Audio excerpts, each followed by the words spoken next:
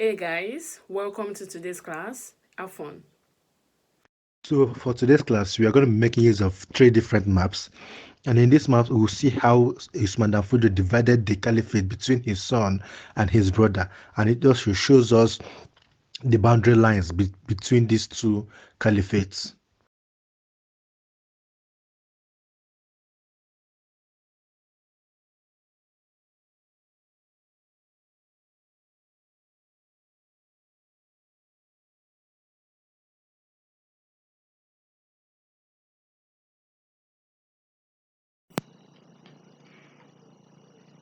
Good afternoon and welcome to today's class.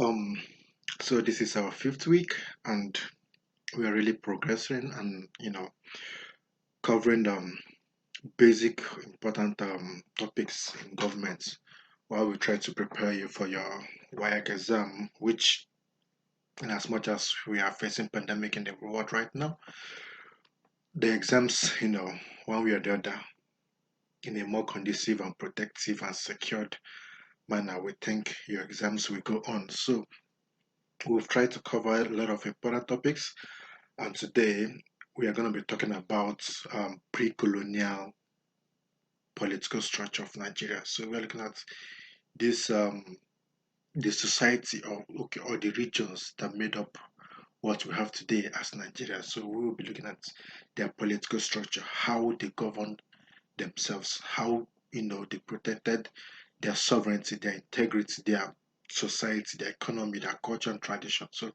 this is what we are going to focus today on, and we are going to break it down, by sections or by regions, so that we'll be able to you know organize it and help you get yourself ready with accurate information concerning today's topic. But before we go into today's topic, let's have a flashback or rehearsal of what we did last week. Last week was all about nationalism in Nigeria. We defined what nationalism is, who is a nationalist, types of nationalism, agents of nationalism, impact of nationalism, and how it led to independence in Nigeria. So this, you know, when we talk about nationalism and all that comprises of it, it's also important we look at what has been before nationalism. What was Nigeria like before nationalism, before colonialism, and then nationalism and then independence? So we've covered foundation of political history of Nigeria. We've covered military rule. We've covered foundation of parties in Nigeria, and then we've talked about nationalism. So it's as if we are going descending order from current events downwards. So that's by the way. So we know nationalism is an ideology and it's a movement that promotes the interests of a particular nation. Then a nationalist is a person who advocates for you know the political independence of a particular people or society or nation, as the case may be. And then we talked about different types of nationalism. Like I remember I told you last week, we have different types of nationalism. Various theories comes up, and definitions and of nationalism. So and then we picked about few numbers of types of nationalism we talked about last week. If you remember, we talked about ethnic nationalism, we talked about revolutionary nationalism, territorial nationalism, and various types of nationalism. So today, while we finish talking about nationalism, we'll now focus about pre-colonial. When we say pre-colonial, that is societies of Nigeria before the coming of Europeans and colonialism. So we are focusing on not just pre-colonial, basically, yes, but we also have to touch slave trade because it also had some impact in pre-colonial Nigeria, because it's with the abolition of slave trade, we had a scramble and partition of Africa, which Nigeria is also included, and then we had amalgamation of Nigeria, colonial rule, before nationalism and then independence. So then the agents of nationalism had party formations, the National Youth Movement, the NNDP of Herbert Macaulay, the air soldiers who returned from fighting the World War, First and Second World War. So all these things are factors to be considered, when we're talking about nationalism or what it did.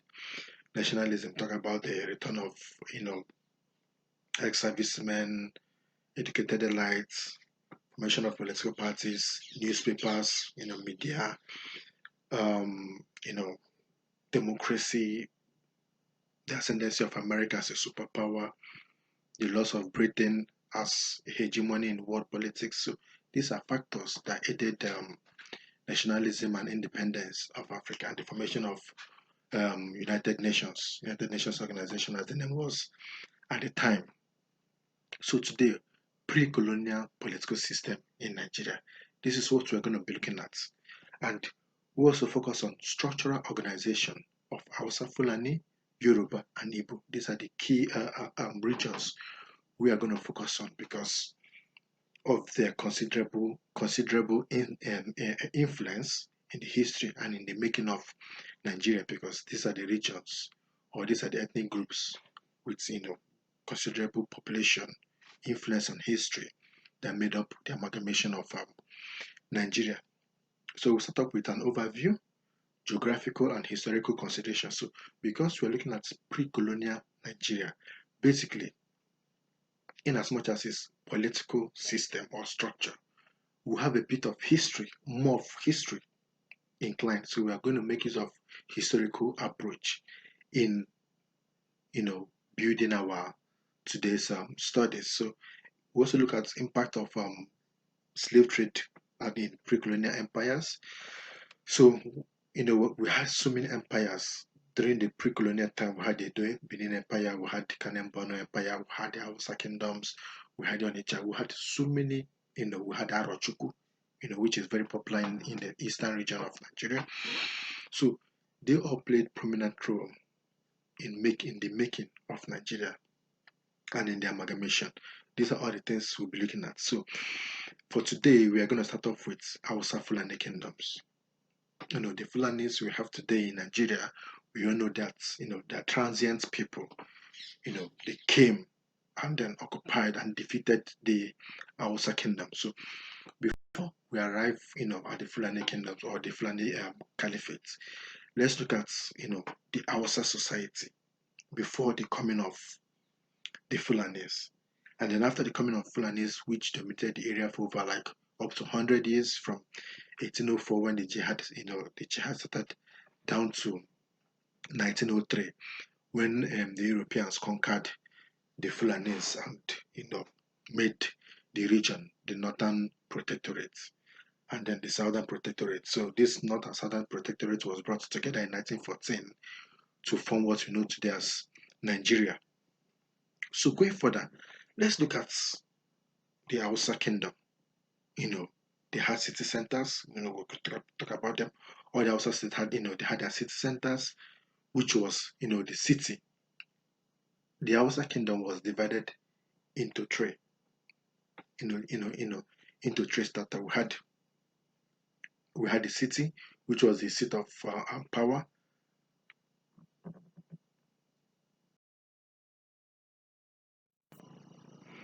So the Hausa political structure was divided into three geographic settings of social political development, and in this setting we had the base, which was the hamlet, the local rural area, what was called as the Guaye, then the town, which was in the middle, called Gari, and then the city. So the city was known as Ibeni, was the seat of power. So the city was actually the seat of power. But before we go further, but let's really understand these societies or what they were like in current political structure of Nigeria. So we all know that the regions amalgamated by the British shared no common history, language, culture, custom, and traditions. They had their boundaries of influence, territory and sovereign powers limited to their various empires and caliphates.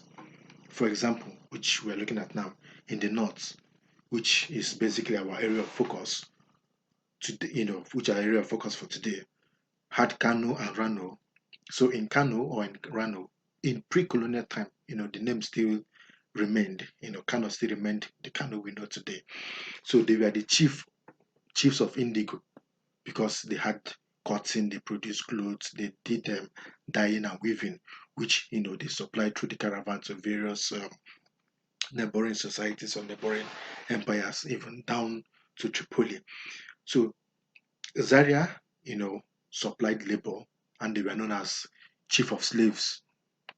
Castina and Dara were known as chief of market because of their locations. So because of their locations, they had huge markets and attracted huge number of people, merchandise, buyers and sellers during this period. So they had great influence because of their location. So they controlled the market. Then we had Gobi. Gobi was the chief of war and was responsible for protecting the empire from invasion.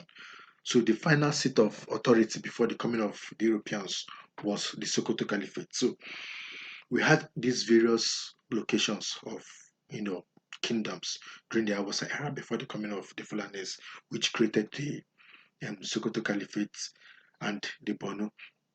So looking at it this way, you will see that various states before the coming of the jihad had their area of influence and power. Like in Kano, which we talked about, they are known for their cotton, the tie and dye, the weaving. Zaria, supplied labors and all that. So these people had various decentralized influence. So nobody had autonomy of power over the other. So they all respected their boundaries and their independence and their sovereignty before the jihad. So the last political or structural influence in this region, this northern region, was the Sokoto Caliphate, which was a huge seat of power, political power and religious power in the north. So we are going to look at the political structure of these various societies. So we'll start off with the north, with Hausa kingdoms, and then we'll move down to the Sokoto Caliphate, the jihad of Usman and Fodio. So when we do all these things, then you'll be able to understand their functions, their impacts, and how we came about the Hausa Fulani in present day Nigeria.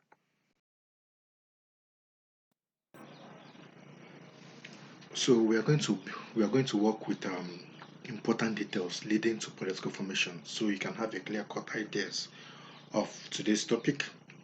Before going to the various kingdoms which I've talked about, we should have an overview, a good overview of pre-colonial Nigeria. So when we have this overview, it will help us focus our dates, chronologically, and know what happened, when it happened, and how it happened, leading to what became known as Hausa kingdoms or Sokoto Caliphate or amalgamation or colonialism. So dates are important, important events are important. So I'm going to pick these key events, put them together, and have something that we can hold on to have great or wider knowledge of events of the past, which basically is what history is all about. So we're looking at the years before 1900.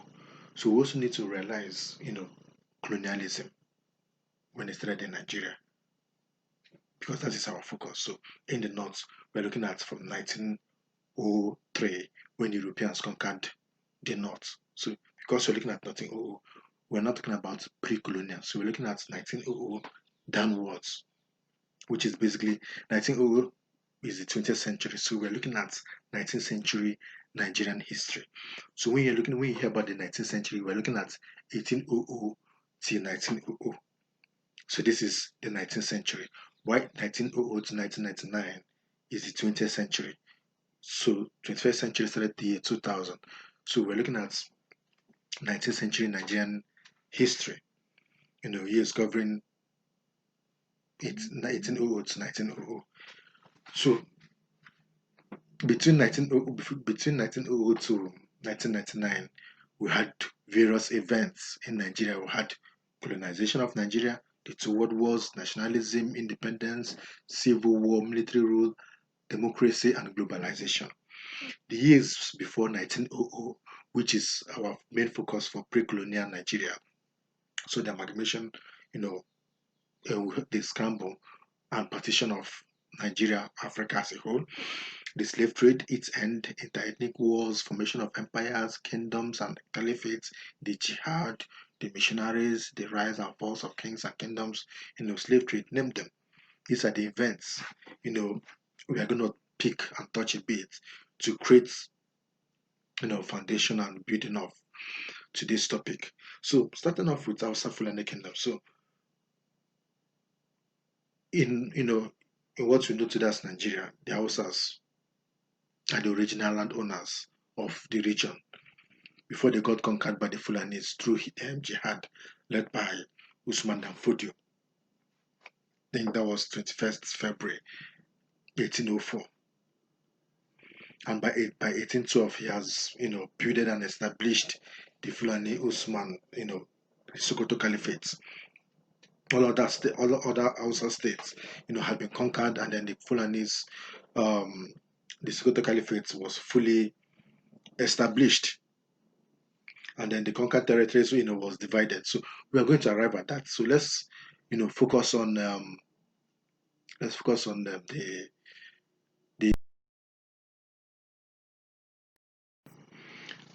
the Hausa society or kingdom or states pre-colonial time. Let's look at the bit history, origin of the Hausa states. But also remember that I told you that the Hausa state was divided into three hierarchical structure. We had the hamlets, we had we had the hamlets, we had the city, and then we had the town. So it was hamlet, town, city. They all had their regional names. So for the hamlets, it's known as the Kuye. The town was known as Gari, and then the city was known as Benin. That's Birni.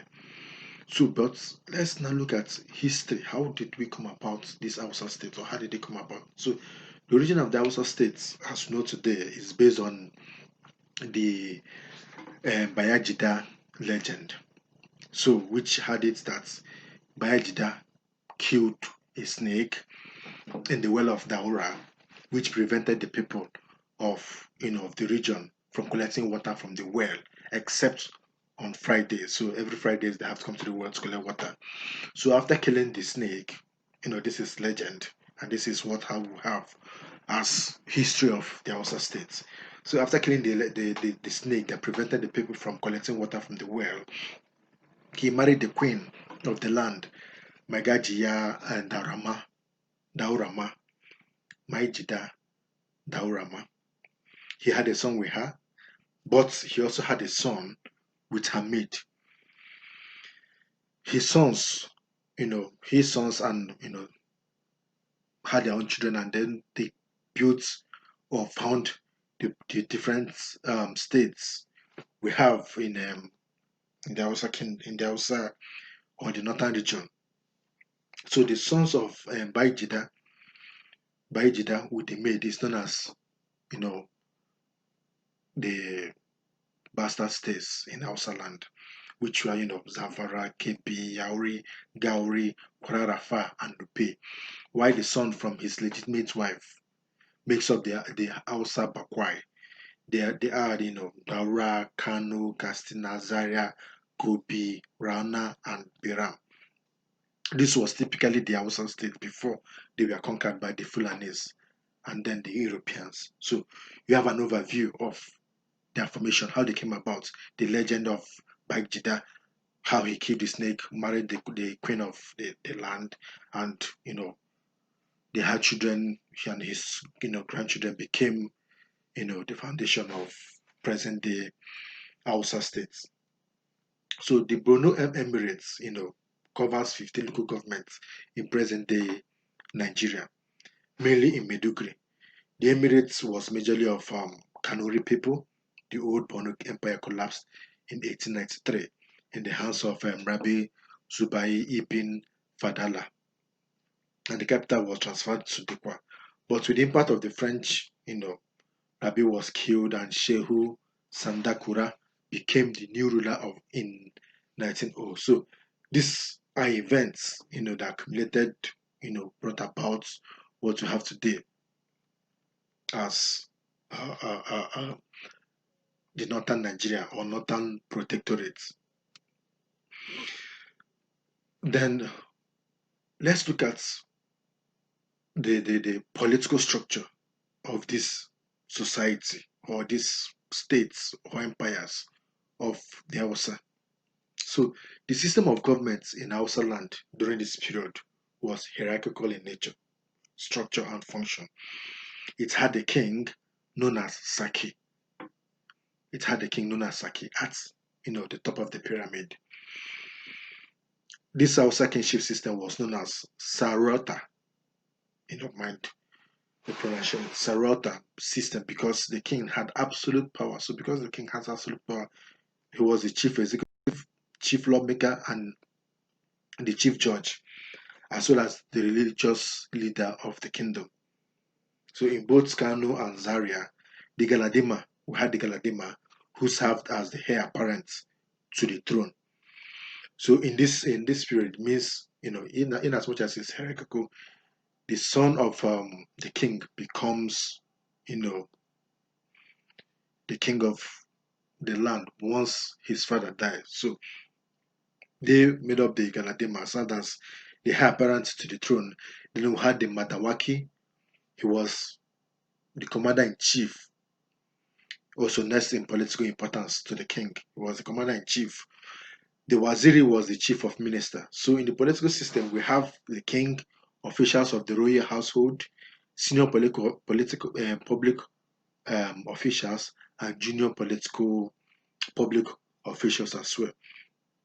So this was basically the political structure of the Hausa city states because they had various states. We had the Kano, Zamfara, so many of them. They had their area of influence, they had their authority and sovereignty. They were not centralized, like having a one seat of power, like the Fulani jihadists created. So we had various kings, society, kingdoms reigning supreme in their various territorial sovereignty.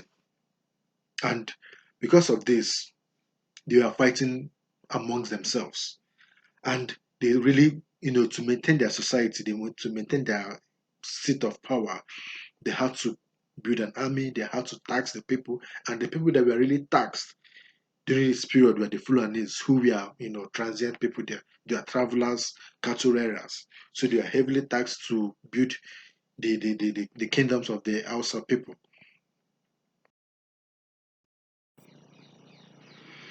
So in this Hausa kingdom, like I told you, the city center was, the seat of power, which had the king, who is the Saki. He was the ruler of the city in Benin.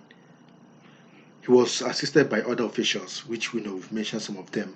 So um, we had what we call them Masu Sarauta. That's the office holders. So this office, public officials, their office was known as the Masu Sarauta.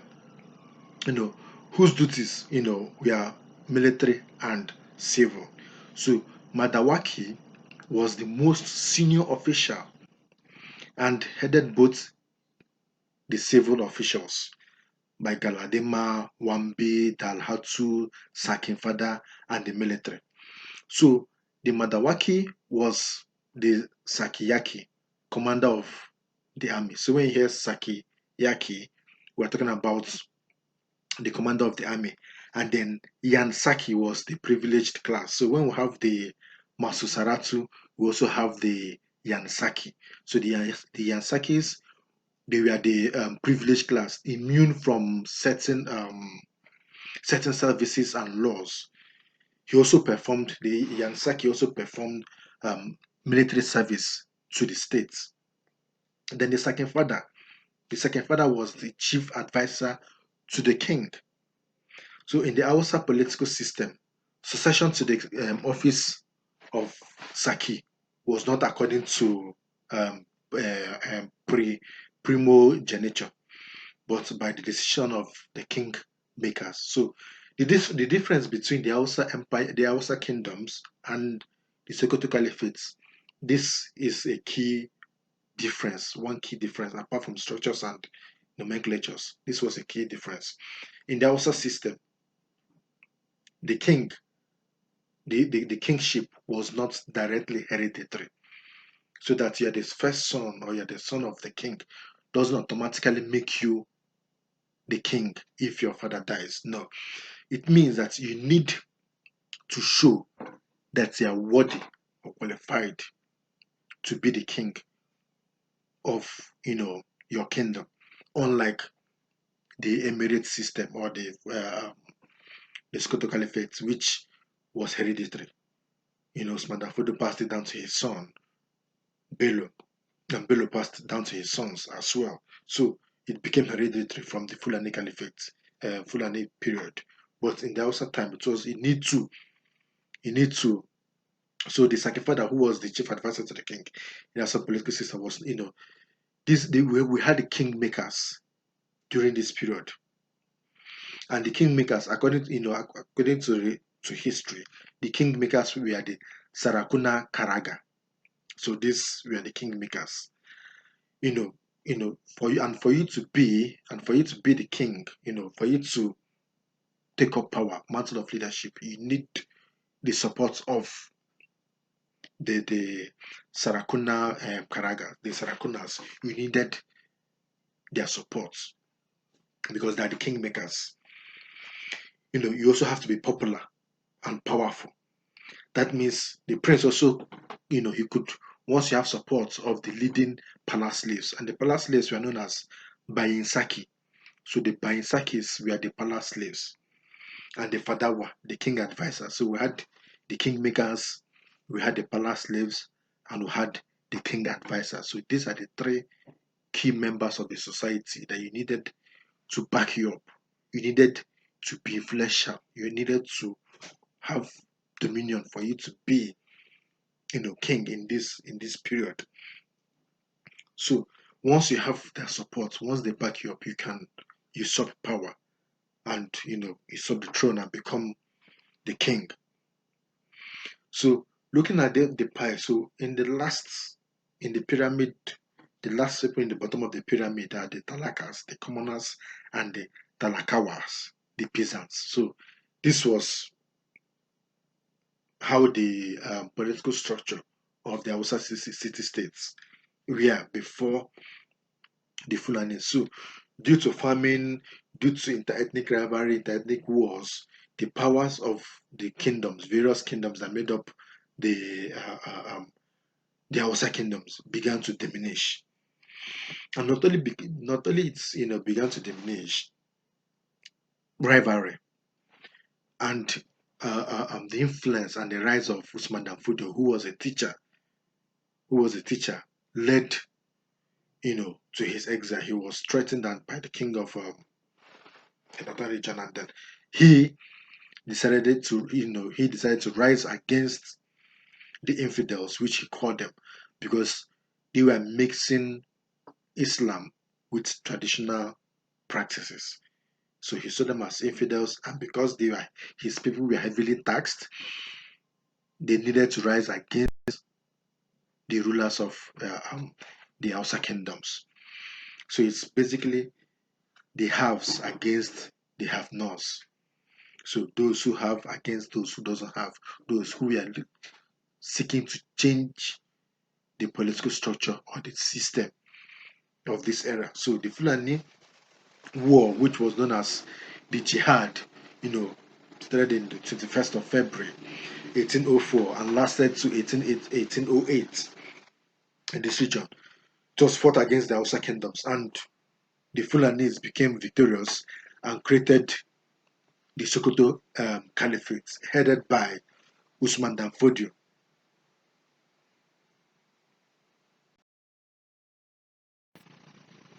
So definitely you'll be asked what led to the jihad.